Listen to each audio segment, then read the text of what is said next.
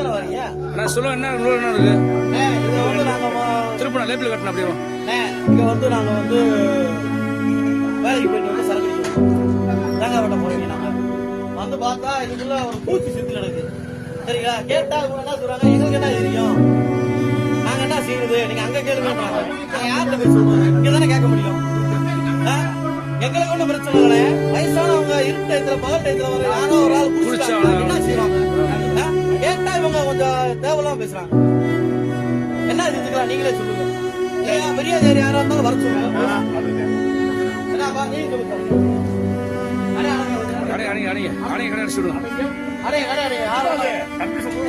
தவறே கிடையாது.